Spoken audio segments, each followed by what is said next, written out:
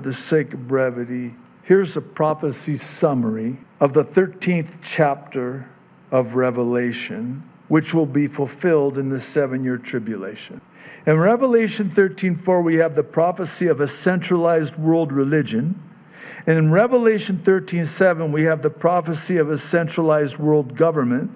Then in Revelation 13:15 through 18, we have the prophecy of a centralized world economy vis-a-vis the mark of the beast, without which no one will be able to buy or sell.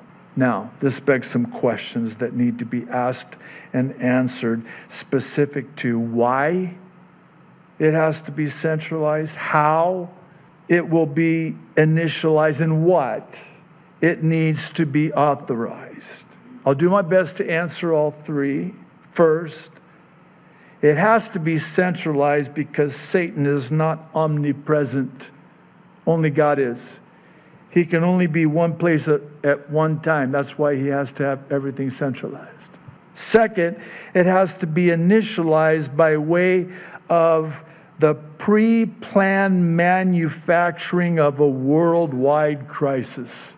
Deja vu all over again. And third, it has to be authorized by way of AI, quantum computing, and blockchain technology, all of which were given to man by Satan in exchange for their soul and their worship.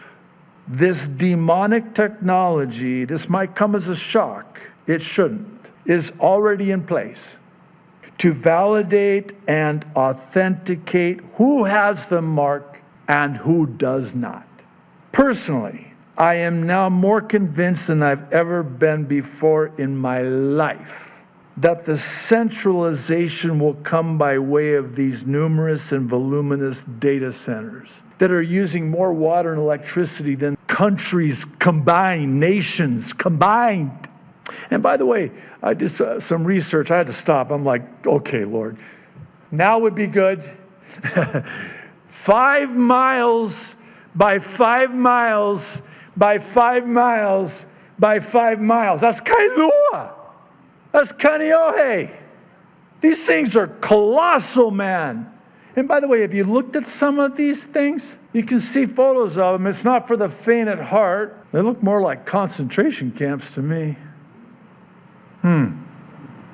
You can drive your car for 5 miles and you've just driven the perimeter of one side of one of these. Wrap your mind around that.